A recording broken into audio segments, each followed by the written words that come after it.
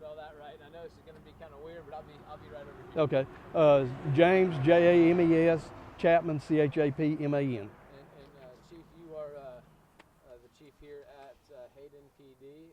I Talk am. with us about just the planning and the excitement that went into this parade. Y'all were ready for a big fun night, and you still had one, but there was a lot that went into this. Yeah, there was, and there's a lot of planning that goes into it.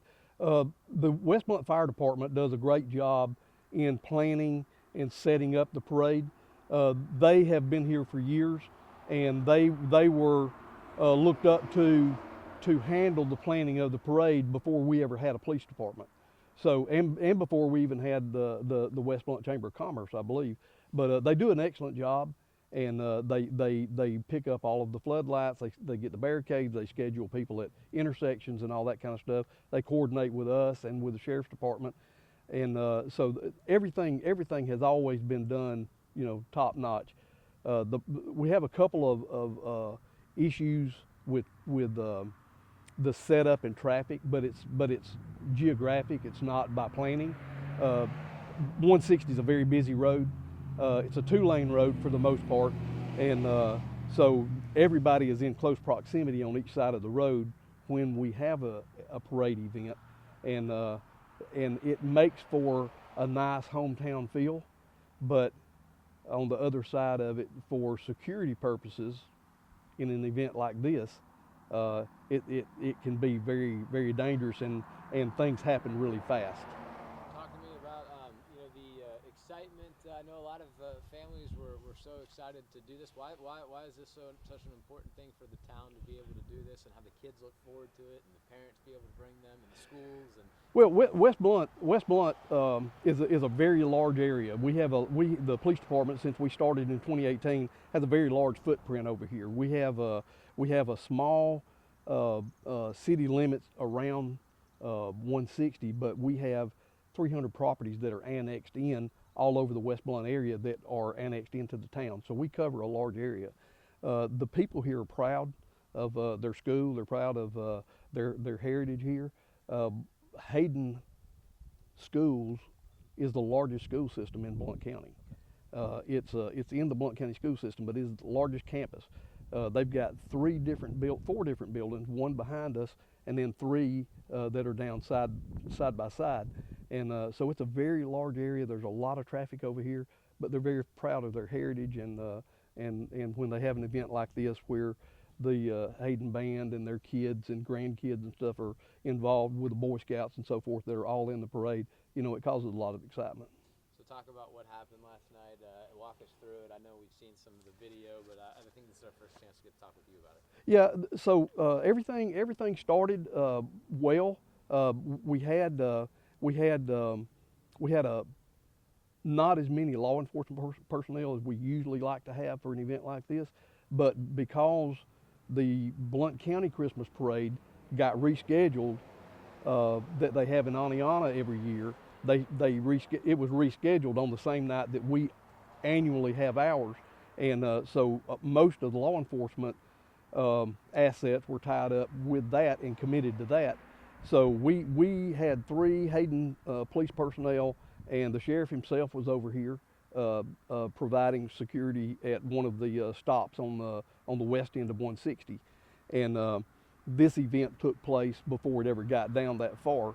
But so we had fire personnel and volunteers that were manning intersections and staggered along the roadway and so forth.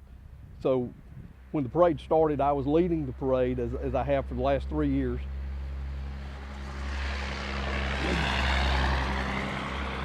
Most of the road noise has been fine, but I heard that one from a while away. Yeah.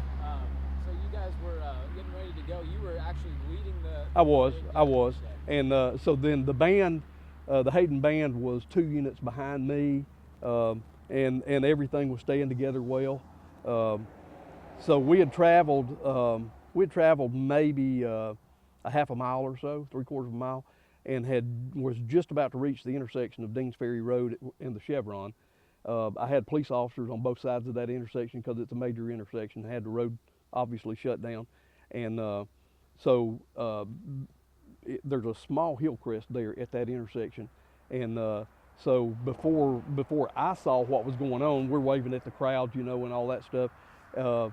This car with no headlights has appeared right beside my vehicle, and our police officers had tried to stop him at the intersection, and so I put my car in park and I jumped out chasing the car, and the band members that were behind my car, they were jumping and scattering out of the way. We were very fortunate that nobody got hurt.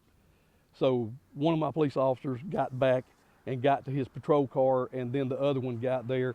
They were able to get him detained within 100 yards of that area, and got him arrested and charged, and nobody had gotten hurt. But what's really scary, other than the band members, the Boy Scouts, the people from churches that were on floats, and others that were on foot, there's people that are right at the edge of the road. There's just hundreds of people that are right at the edge of the road, children, older people, and he was within inches and feet of them at various times. It was just a very dangerous situation. What, talk to me about, and I will call Pelham when I get back to that. I don't want to put them in a position where, you know, you're Well, I probably shouldn't have mentioned their name. We'll just say another police department from Jefferson County. Is if you want to, I think they may be in Shelby County. They are. Pelham, but it sounds like in law enforcement, y'all are a tight-knit group, and when something like this happens, other agencies use this as an education tool. Oh yeah, and I mean, you know, there's no needing in reinventing the wheel. I say that all the time. When you see where other agencies, entities, parades, or whatever have had an event that took place, you want to know what caused it, what led up to it, and so you know they're very smart for checking and finding out, hey, you know, we don't want to make the same mistake. You know, what happened? What could we do different? You know, and all that. So, you know, they're already way ahead of the game.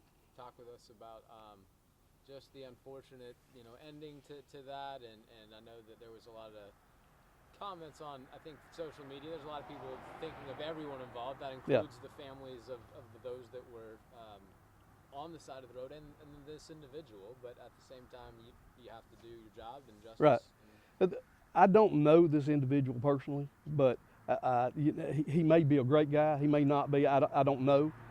He made a very unwise decision to pull out onto the road once the road had already been shut down for 10 minutes or so. He made an even dumber decision by trying to evade the police when they were trying to stop him, and then compounded it by driving into the parade itself. He could have injured or killed no telling how many people, either in the parade or the ones that were on the side of the road. And even though his intent may not have been to injure someone, the fact is he created an atmosphere where he could have killed or injured many. And you know, he's going to be dealt with by the courts. We've done our job and got him off the road.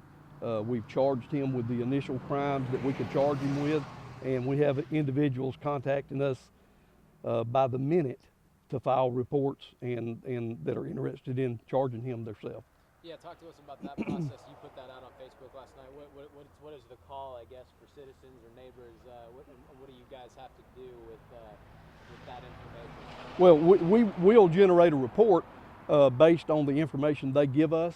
We're aware of the scenario, so based on where their location was and how close in proximity he may or may not have been to them, we'll write the report accordingly. If it appears to us that it's a reckless endangerment case, which is what we've charged him with, with one of our police officers as a victim that was trying to stop him at the intersection, then we will write those reports. We explain the warrant process to them. We've been in touch with the district attorney's office, and then they'll handle it from the clerk's perspective, clerk's office, and the DA's office. So just to make sure I'm clear, he has one count currently, and that count is a result of the officer.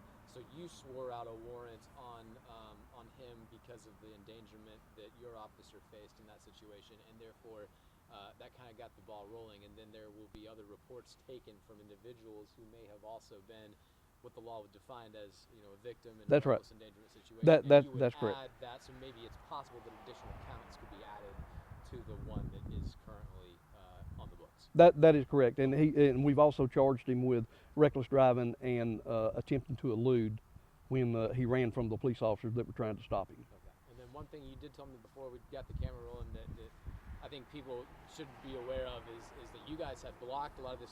How was it that he was able to?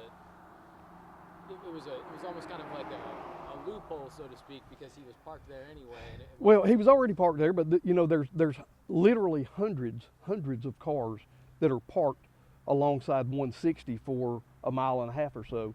That are watching this parade and watching their loved ones or family members or whatever, and so a majority of these individuals